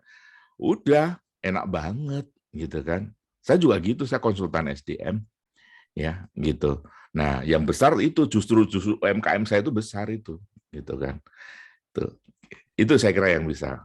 Oke, menjawab. Terima kasih Pak Tri. Jadi Bu Sherin, kalau memang belum memiliki modal yang kita miliki adalah ilmu, mungkin mulai dari situ ya Pak Tri. Ya. Dan biasanya kalau sesuai dengan hobi kita, itu bisa jadi langgeng. Oke, terima kasih Pak Tri. Penanya kedua dari Ari Firmansyah. Halo, selamat malam Pak Tri. Saya Ari, izin bertanya Pak. Di era zaman sekarang, mungkin kebanyakan usaha itu tergantung tren ya Pak. Seperti dulu lagi, zamannya marak usaha es kepal Milo. Namun makin ke sini hilangnya tren bisnis tersebut menyebabkan sepi peminat es kepal Milo. Nah, kira-kira menurut Pak Tri, tren bisnis atau usaha apa nih yang mudah dan sangat rekomen pada era zaman saat ini? Oh iya Pak, satu lagi. Apabila di dalam suatu tempat ada bisnis atau usaha yang sama atau sejenis seperti bisnis kita, lalu dia merusak harga jual bisnis kita, apa kita perlu mengikuti harga tersebut atau kita tetap pada harga yang kita buat? Terima kasih Pak, sehat selalu. Oke, ini Ari adalah penanya yang kedua dan baik itu Ari maupun Mbak Sherin nanti akan mendapat buku dari PSSDM. Silakan Pak Tri. Good. Bagus banget pertanyaannya, ada 2 pertanyaan tuh. Tapi saya senang sekali. Jadi gini, sekarang kita mau nembak target marketnya siapa, gitu loh ya. Nah, kuliner saya yang saya tembak adalah umur-umur ya 45 ke atas lah, karena di situ banyak sekali marketnya kita udah tahu deh gitu ya. Sehingga otomatis yang saya keluarkan adalah menu-menu untuk umur-umur segitu gitu kan, kantoran atau seterusnya semuanya udah di situ banyak kantor, sehingga saya menyesuaikan dengan menu kantoran lah gitu. Menu kantornya yang penting ada sayurnya, ada ini dan seterusnya. Nah, sekarang Mas Ari targetnya mana? Targetnya apa? Yang mau ditarget apa? Nah, sekarang ini baru marak itu adalah kopi. Nah, itu anak-anak muda banyak sekali, cuma harus hati-hati gitu ya. Kalau cuma kopi, banyak yang nongkrong tapi minum doang gitu kan. Nah, jadi apa namanya, itu juga harus perlu diperhatikan. Padahal mereka perlu wifi-nya ada dan seterusnya. Sekarang itu yang marak kopi gitu kan, marak sekali. Dan kopi itu kelihatannya nggak menguntungkan, tapi menguntungkan besar sekali loh. Modalnya itu cuma paling Rp3.000 satu kopi itu. Ya, kopinya itu ya Rp3.000. Kita bisa jual 15.000-20.000. Dah, berapa ratus persen keuntungannya. Ya, tinggal kita bagaimana menggedekan marketnya itu. Nah, makanya kelihatannya sederhana kopi itu. Nah, sekarang banyak yang penting ada tempat nongkrong sekarang itu ya. Nah, tapi selama pandemi ya ada terbatas lah seperti itu. Tapi jaga-jaga pokoknya ke depan misalnya kita mau usaha siap-siap aja. Belajar dulu deh supaya nanti pada saat pandeminya ini mereda kita udah siap. Belajarlah mengenai teknologi kopinya itu. Saya barusan buka juga kok itu, baristanya juga barusan kita training satu tunanetra tapi dia bisa semuanya, ngapalin itu semuanya bisa. Oke. Nah, kopi itu gede banget itu ya. 3.000 perak itu satu kopi itu, mentahnya itu kita bisa jual 20.000. Bahkan di tempat yang lain bisa sampai 25.000 dan seterusnya ya. Asal bisa cara bikinnya ya. Itu dia. Oke. Terus pertanyaannya selanjutnya adalah kalau ada yang bisnisnya sama merusak harga, gimana itu Pak? Itu yang terjadi ini. Itu salah satunya saya nih merusak harga nih, gitu kan. Ya kita harus sekarang kita tunggu aja. Selama kita sudah memiliki branding yang bagus, orang nggak akan lari. Orang nggak akan lari. Ya, misalnya contoh gini, kita buka kopi. Yang bikin enak kita ngopi di situ siapa sih? Apa sih? Baristanya, udah deh itu deh. Baristanya, oke? Jadi kalau kita ke sana, baristanya itu enak diajak ngobrol, gitu. Itu cirinya, dah. Jadi kita harus punya orang-orang yang memang standby di situ untuk siap ngobrol dengan siapapun. Gitu. Ada di Depok itu saya ngambil kopinya dari sana, nggak kelihatan bahwa itu rame, tapi setiap hari dia bisa memasukkan net itu Rp1 juta setiap hari. Itu gede, udah lumayan itu untuk kopi yang hanya di pinggir jalan loh. Gitu. Nggak banyak investasinya. Nah, kalau dengan pesaing yang memang harganya lebih rendah, ya kita coba bertahan dulu aja ya. Nah, nanti misalnya kita harus belajar, kita kok bisa sih, kok rendah, dari mana sih dia, gitu kan? Harus kita cari tahu, harus intelijen kita harus jalan di situ. Kok bisa sih rendah gitu. Terus kualitasnya gimana? Bagus enggak? Selama kualitasnya di bawah kita, tenang aja, udah jalan aja, nggak masalah, gitu kan? Jangan buru-buru kita lantas udah deh pindah, itu enggak. Lihat aja dulu kualitasnya. Dari mana dia bisa seperti itu, ya? Kalau terpaksa memang dia rendah dan kualitasnya juga bagus, kita main diskon, kita main ada tambahan, kita main kemasan yang bagus, dan pokoknya ada apa namanya, hadiah, tambahan itu semuanya. Itu yang bisa menarik orang tetap berada di kita. Nggak usah gitu. Saya yakin kalau memang barangnya sama, dia mencoba lebih rendah, maka pasti ada sesuatu di situ. Entah untuk menarik orang datang ke sana dengan cara biar rugi nggak apa-apa, atau gimana kita nggak tahu. Coba cari dulu dong, gimana dia bisa seperti itu. Gitu. Oke. Oke, terima kasih Pak Tri. Oke, penanya ketiga dari Pak Suprayitno yang juga hari ini akan mendapat buku dari kami. Oke, selamat malam. Izin bertanya Pak Tri tentang blueprint pada penjelasan tadi. Dalam proses menciptakan blueprint adalah matangkan dan detailkan prosesnya dalam pikiran. Pertanyaan pertama saya adalah, ada tips untuk kita generasi muda yang harus dilakukan agar detail dan matangnya proses dalam blueprint yang kita ciptakan terjaga dan konsisten. Sedangkan banyak hal yang mempengaruhi pola pikir kita, antara lain ambisi yang menggebu-gebu, cenderung ingin disegarakan segala hal yang terpikirkan. Lalu terpengaruh dari lingkungan yang tidak semua mendukung apa yang kita planning, serta mental kami generasi muda yang komposisi mentalnya sangat mudah down, sedangkan di sisi lain target capaian penjualan harus tetap terpenuhi. Oke, kemudian pertanyaan kedua, dalam blueprint kita ciptakan, apakah perlu dampak terburuk dari hasil planning tersebut kita cantumkan dalam blueprint, atau kita hanya memuat hal-hal positif saja dalam blueprint yang kita buat? Terima kasih. Bagus banget Mas Prayitno. Senang sekali saya. Jadi gini, tadi kan yang slide terakhir tadi saya sebutin bahwa business plan tuh ada item-item ini. Tulis aja di kertas kosong, item ini, aku bayangin. Terus tulis, yang muncul ditulis. Oke, nanti begini kelihatannya. Nah, kalau bisa pada saat kita membuat blueprint itu ada partner, ada sahabat di situ. Aku nantinya mau bikin gini, coba deh, kamu dengerin ya, aku mau cerita ya. Gini, tulis, semua tulis. Jadi mungkin partner kita akan nambahin, oh harusnya begini, tapi itu satu topik yang paling atas dulu misalnya, ya gitu, idenya di situ, oke, karena gini dan seterusnya, tulis di situ. Jadi apa yang ada di blueprint di pikiran kita langsung tertulis, gitu. Jadi kayak kita mau bikin rumah kan pasti idenya dari sini dulu baru terejawantahkan atau tertuang dalam bentuk gambar dan seterusnya. Nah, nanti ini kebetulan ada Pak Esa hadir. Beliau guru saya pada saat beliau juga pernah membangun beberapa usaha, mungkin dia akan cerita juga nanti, gitu kan. Nah, itu. Jadi kita berbicara, ngobrol sambil kita biar ada orang yang biasanya kalau kita ngobrol dengan orang lain bisa menambahkan atau sambil lebih menggali lagi, bertanya dan seterusnya, akan membuat blueprint kita lebih lengkap lagi, sedetail mungkin, tulis semuanya gitu kan. Nah, itu adalah digunakan pada suatu saat kita akan membayangkan lagi, memutar filmnya lagi, ya, theater of mind kita diputar lagi terus gitu, dan kita bayangkan adalah yes. Terus pertanyaannya, apakah hanya yang bagus-bagus? Enggak, ada tantangannya pasti ke depan nanti. Waduh, ini nanti pasarnya begini ya.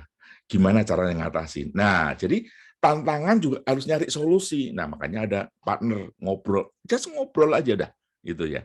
Ngobrol, nanti gini aja. Berarti ada, yang penting ada solusi. Tantangan pasti ada. Saya pun pasti ada tantangannya. Yaitu apa? Saya nggak bisa digital marketing, makanya saya akan ngajak, dan sekarang pun ngajak orang, pasti, nggak mungkin enggak. Gitu. Makanya sekarang mahal banget digital marketing. Kalau Anda mau berbisnis, bisnislah digital marketing, gitu kan. Cuma main begini setiap hari kita mengupdate status dan seterusnya, wow, mahal itu.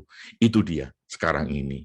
Jadi misalnya ada satu coffee shop misalnya ya, kopi, kita deketin, Mas, kok masih sepi, boleh nggak tak bantu? Nah, tinggal hitung-hitungan aja gimana caranya dan seterusnya. Karena seorang digital marketing itu bisa membangun brand, ya, apa yang ada di situ, bangun di situ, dia punya imajinasi sendiri. Jadi misalnya ada tantangan ke depan, jadi bukan kegagalan, enggak, tapi tantangan, belum gagal kok. Tantangan ke depan harus ada solusinya, ya. Gimana solusinya itu? Jadi bukan yang gagal-gagal, enggak ada gagal, tapi tantangan, ya. Dan harus ada solusi. Kalau sampai enggak ada solusi, ya itu namanya gagal, gitu ya. Ya, ngapain kita mau merencanakan kegagalan, tapi merencanakan tantangan yang ada solusinya, gitu. Oke. Nah, ini juga jawab dari Ibu tadi, apa bisnis apa?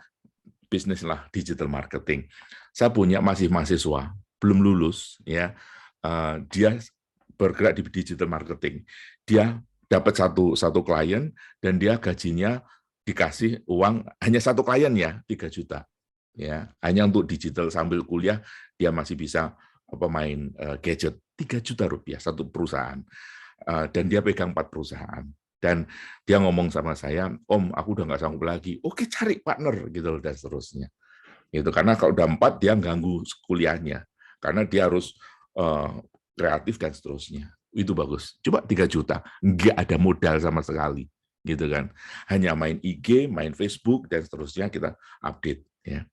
Sebelumnya ini ada juga digital marketing untuk usaha beras. Nah, dia main digital marketing ya ke lembaga-lembaga untuk biar beli beras dari situ. Akhirnya berasnya laku. Nah, dia juga dapat. Tuh, oke. Ya. Oke, mantap Patri. Tidak terasa sudah jam 8:30. Waktunya saya tidur ini Patri. Oke, masih ada 2 penanya lagi, tapi tentunya karena kita tepat waktu, karena udah 8:30. Patri, bagaimana kalau kita foto bersama dulu, kemudian kalau Pak Tri nggak keberatan, nanti ada 2 penanya dari Labora Safitri dan Nur Alfiantin. Ini akan dijawab setelah kita foto bersama. Jadi yang nanti yang teman-teman harus pergi karena sudah waktunya 8:30, mungkin bisa undur diri. Bagaimana Pak Tri? Ya, monggo. Oke, setuju ya. Oke, teman-teman, terima kasih sudah hadir pada malam hari ini. Untuk sebelum menutup, kami ingin teman-teman untuk membukakan videonya supaya kami semua bisa melihat wajah-wajah ganteng Bapak Ibu sebelum tidur. Ya, ini sudah ada Pak Arif yang kemarin juga hadir, Pak Jalu yang kemarin juga hadir, Pak Gilbert, Bu Bernadette. Ya, ini terima kasih atas dukungannya. Oke, kita foto bersama dulu. Silakan Mbak Eka. Baik, Bapak Ibu, ada 2 halaman. Saya akan mulai foto dari halaman pertama terlebih dahulu. Saya akan mulai foto 1, 2, 3. Baik, sebentar, masih 1 halaman lagi. 1, 2, 3. Ya, sudah buka pre. Oke, terima kasih Mbak Eka. Oke, teman-teman yang ingin undur diri, silahkan mengundurkan diri karena pada prinsipnya kami sudah selesai. Tapi bagi teman-teman yang ingin menunggu untuk dijawabnya 2 pertanyaan lagi, bisa menunggu mungkin 5-10 menit supaya Pak Tri nanti bisa menjawabnya. Yang ingin undur diri, silahkan tidak perlu pamit, langsung saja leave dari Zoom ini. Oke, Pak Tri, saya akan membacakan pertanyaan selanjutnya. Dari Safitri, malam Pak, saya ingin bertanya menurut Bapak, perencanaan usaha mana yang lebih baik untuk diterapkan di zaman modern sekarang? Misalnya, di salah satu restoran, apakah rasa makanannya atau tempatnya? Oke, jadi makanannya atau tempatnya. Mengingat di zaman modern seperti ini sekarang banyak anak muda juga mempertimbangkan tempat untuk makan karena mereka cenderung untuk memilih tempat yang menarik dan unik supaya mungkin bisa selfie dan bisa ini ya, bisa live di IG-nya. Oke, silakan Pak Tri. Good. Bagus banget. Jawabannya strict. Makanan dan tempatnya. Dua-duanya harus. Nggak bisa salah satunya nggak bagus. Harus. tempatnya bagus, makanan nggak enak, ditinggal. Oke, banyak saya nggak mau nyebut yang gagal, ya, gede banget gedungnya, luar biasa. Saya pernah datang ke sana, begitu saya rasain, padahal suasananya enak, ada permainannya untuk anak-anak muda, gitu kan. Wow, nggak enak sekali. Akhirnya sekarang sepi, gitu kan. Oke, dua-duanya, tempatnya juga harus bagus, ya. Jadi nggak bisa namanya kita restoran ya harus makanannya enak. Oke, ada satu warung artis itu di Lebak Bulus sana. Ya lu kan udah biasa Wow. nggak mau. Nah, ini bagus nih. Oke, warung artis itu. Bagus banget. Tempatnya biasa, tapi orang suka di situ. Siang ngobrol enak dan seterusnya, sambil banyak yang ngerokok dan seterusnya. Ya, makanannya enak banget udah. Nah, itu yang dicari. Jadi harus dua-duanya, gitu kan, harus. Ada tempat yang tidak nyaman secara suhu, tapi banyak orang di situ. Karena apa? Enak banget, terutama misalnya di kopi tadi itu, baristanya yang paling kuat harus. Jangan baristanya yang judes gitu, jangan gitu kan. Jadi semua tergantung di sana. Apalagi anak-anak muda, pasti larinya ke pengelolanya. Pengelolanya harus betul-betul anak muda juga. Jadi dua itu, nggak bisa ditawar itu. Gitu. Oke, mantap. Oke, Pak Tri, terima kasih. Pertanyaan terakhir, Pak Tri, dari Ibu Nur Afianti. Selamat malam, saya Nur Afiatin. Mas mau bertanya, apakah memilih distributor adalah masuk kategori bisnis atau hanya berdagang? Terus kalau masuk kategori bisnis, apakah materi yang Bapak sampaikan bisa adaptable untuk bisnis plan distributor? Terima kasih. Ya, saya juga pemain distributor, Bu, gitu ya. Distributor apa? Daging ayam. Oke, nah, jadi saya juga jualan daging ayam. Pemain juga daging ayam pasti lebih murah dari pasar, lebih murah, karena langsung dari sana, gitu kan. Nah, itu juga apa namanya? Karena distributor biasanya kita ditarget. Gitu kan, ditarget. Jadi kita apa namanya harus bisa, yang akan mengevaluasi bisnis plan kita adalah si kantor pusatnya itu. Saya distributor dan saya ditarget oleh kantor pusatnya itu, gitu kan. Nah, mereka akan bertanya ke saya, gimana Pak Bapak bisa mencapai sekian ini? Jawaban saya adalah, saya kenal hotel ini. Saya ini di sini, saya akan lari ke sana. Nah, di sana udah terkenal, pasti butuh ayam sekian ratus kilo. Ya, pertama kali saya jualannya baru 600 kilo kemarin, gitu kan. Nah, itu kecil 600 kilo. Padahal targetnya adalah ukuran T ton, gitu kan. Dan that's okay. Dia akan melihat, membaca. Nah, bentuk bisnis plan-nya adalah seperti itu, gitu kan. Nah, gitu. Jadi strateginya apa? Satu, Pak, saya akan menjaga harga pasti di bawah minimal 500 perak, ya. Nah, ada di supermarket kecil harganya 34, saya 33.500. Itu masih ada keuntungannya, gitu, masih ada, gitu kan. Nah, oke, karena itu frozen kan, gitu. Oke, 9 on ya, yang memang wajar jualannya 9 onan, ya, udah dipotong kok, jadi gitu. Oke, Bu. Oke, menarik sekali ya, dan saya yakin teman-teman pasti terus ingin bertanya. Namun waktu juga yang harus membatasi, dan teman-teman kita harus mengakhiri acara webinar pada malam hari ini. Tentunya saya ingin berterima kasih sekali kepada Pak Tri yang telah semangat sekali untuk membicarakan bisnis plan pada hari ini. Saya sendiri yang sudah mendengarkan, tapi saya dapat hal-hal yang baru, baik itu dari Pak Tri maupun dari teman-teman yang tadi bertanya. Oke, teman-teman, ini adalah akhir dari seri bersama PSSDM yang bekerja sama dengan Jamkrindo. Mudah-mudahan dalam waktu 2 bulan ke depan kita bisa bertemu lagi di webinar-webinar selanjutnya.